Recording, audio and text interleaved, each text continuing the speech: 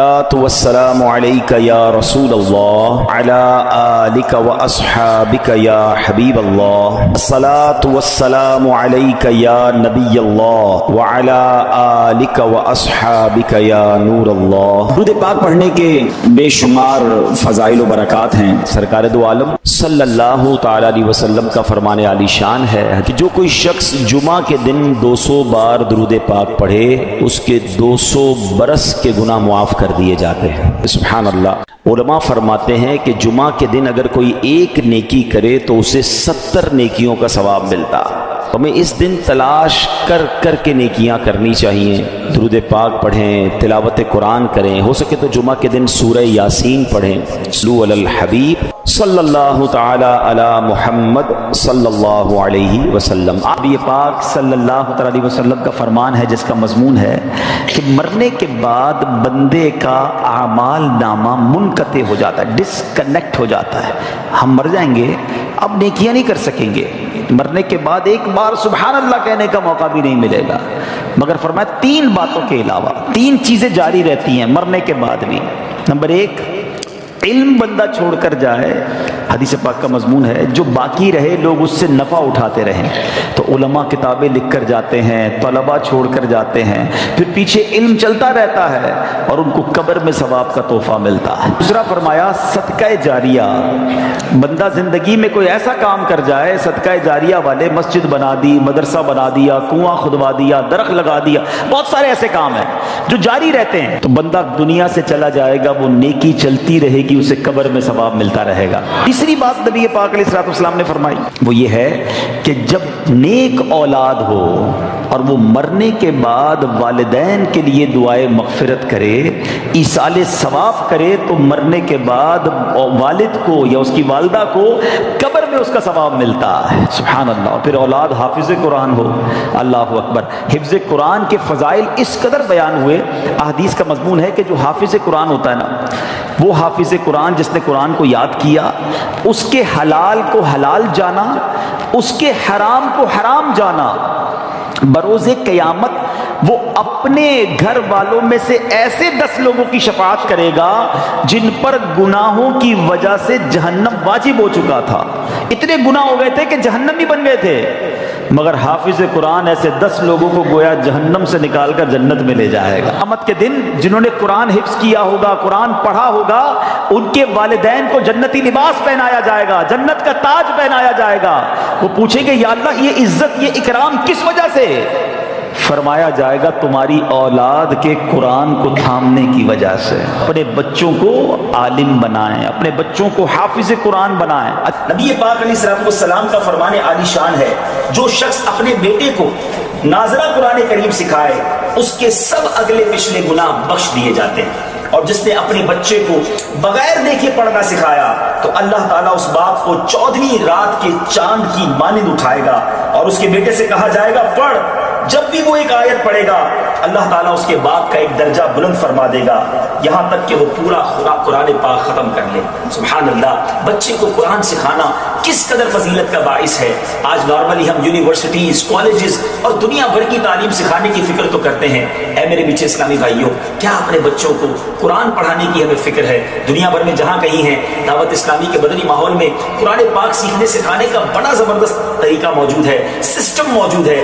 خود بھی قرآن پڑھیے اور اپنے بچوں کو بھی قرآن پاک کی تعلیم دیجیے۔ اللہ تعالی ہم سب کے دلوں کو نور قرآن سے منور فرمائے۔ یہ بڑا مجرب ایک عمل ہم نے دیکھا، بزرگوں سے سنا کہ جس کے یہاں بیٹا نہ ہوتا ہو یا بیٹی کی تمنا ہو تو وہ سیدنا حمزہ رضی اللہ عنہ کے مزار پر حاضری دے کر یہ تمنا کرے کہ یا اللہ ان کی برکت سے مجھے بیٹا عطا فرما، اور جب بیٹا عطا ہوگا تو میں اس کا نام حمزہ رکھوں گا۔ کئی حمزہ ملے مجھے، یہ بتایا تھا، ہم نے وہاں جا کے نیت کی اور یہ حمزہ ہمیں مل گیا۔ تو چلیں جو نہیں جا سکتے آج ان کا تصور کر کے اللہ سے دعا کرنی ہے کہ اللہ ان کے صدقے بیٹا عطا فرما دے، ہم بیٹا نبی پاک کے مبارک چچا کے نام پر حمزہ رکھیں گے، میرا کریم مولا دینے والا ہے اور اچھوں کے صدقے ہم پر بھی کرم ہو جائے گا انشاءاللہ۔ اچھا، حافظ قرآن کے حوالے سے ایک مدنی پھول اور دوں، یہ غفران بیٹا کے لیے بھی ہے، یوسف بھائی کے لیے بھی اور باقی لوگوں کے لیے بھی، کہ جب آپ کے بچے یا بچی حافظ قرآن بن جائے نا، ہمارا بہت بڑا ٹارگٹ ہوتا ہے یہ حافظ بن جائے۔ میرے حساب سے حافظ بنانا آسان ہے، حافظ برقرار رکھنا مشکل ہے۔ جیسے جیسے عمر بڑی ہوگی نا، اس کی زندگی میں اور مصروفیات بھی آئیں گی، تو اب حفظ بھلا دیتے ہیں لوگ، تو اس کا شاندار طریقہ یہ ہے کہ اب حافظ بن گئے، اب مرتے دم تک قرآن یاد رہے، اس کا انتظام کرنا ہوگا، روزانہ دہرائی بھی ہوگی، جب کاروبار نوکری پہ لگ جائیں تب بھی روز کا 1 گھنٹہ مخصوص کرنا پڑے گا جو قرآن کو دہراتا رہے، ہر رمضان میں مصلی سنائیں تاکہ یہ حفظ باقی رہے، ورنہ چلا جاتا ہے۔ تو اگر آپ کو بچوں کو حافظ بنانا ہے، بنانا چاہیے، لیکن اس کے بعد کا بھی نظام بنانا چاہیے۔ پہلے مدرسے میں پڑھاتے ہیں، حافظ بناتے ہیں، پھر اسکول میں ڈالتے ہیں، وہ جو مدری منا ہوتا ہے بابو بن جاتا ہے، اور اس کے بعد اس کو پتہ نہیں ایسی لائن میں ڈال دیتے ہیں کہ وہ سارا قرآن بھول جاتا ہے۔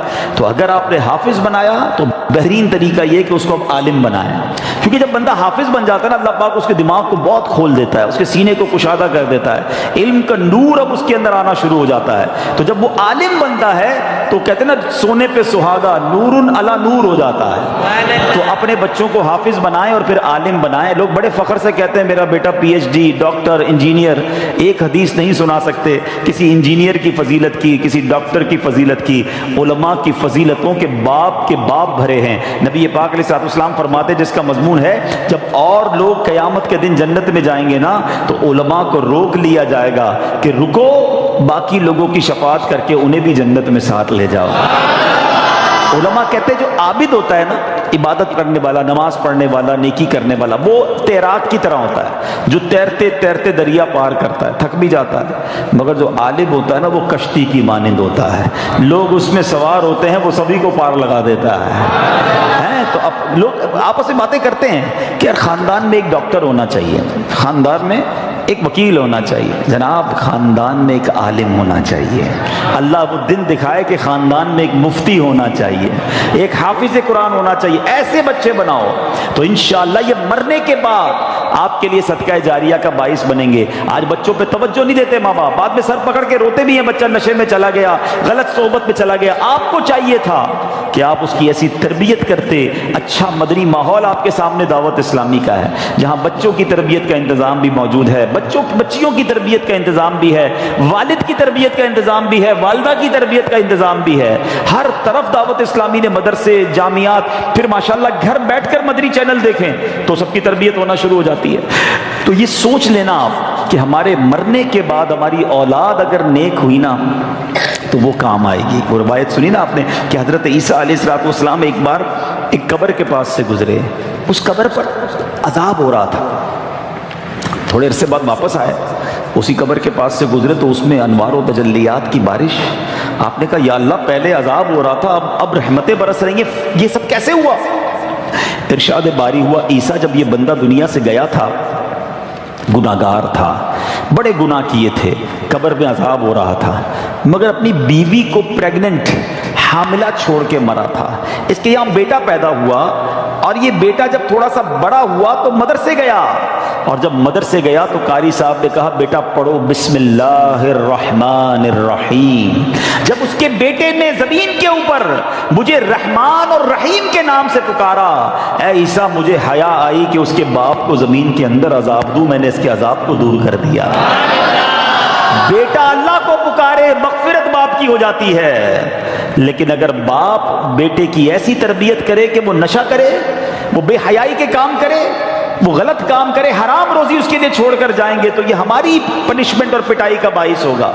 اللہ کرے کہ ہماری اولاد نیک بنے۔ اور یہاں اب میں بچوں سے بھی بات کر لوں کہ جن کے ماں باپ چلے گئے یا ماں باپ بوڑھے ہیں، ایسے کام نہ کرنا جس سے ماں باپ کو قبر میں تکلیف ہو۔ اگر وہ چلے گئے ہیں نا تو ان کے لیے خوب اصالہ ثواب کرو، صدقہ خیرات کرو، نمازیں پڑھو، دعائیں کرو کہ اللہ ہمارے ماں باپ کی مغفرت کر دے، ان کی قبروں کو جنت کا باغ بنا دے۔ قرآن کہتا ہے کیسے دعا کرنی ہے، رب ارحمہما کما ربیانی صغیرا، اے اللہ ہمارے ماں باپ پر ایسے رحمت کر جیسے بچپن میں انہوں نے ہم پر رحمت کی، ہمیں تکلیف نہیں آنے دی، اپنے دامن میں چھپا لیتے تھے۔ اے اللہ اب قبر میں ہمارے ماں باپ تیری رحمت کے حوالے ہیں، اب تو اپنی رحمت کی چادر میں چھپا لے، میرے مولا ان کے گناہ معاف فرما اور ان کی قبروں کو جنت کا باغ بنا دے۔ تو بہرحال میں ایک بار پھر مبارکباد پیش کرتا ہوں اور باقی لوگوں کو بھی یہ درس دوں گا کہ اپنے بچوں کو دعوت اسلامی کے مدرسوں میں بھیجیں، جامعات میں بھیجیں، بچے عالم بن گئے، حافظ بن گئے،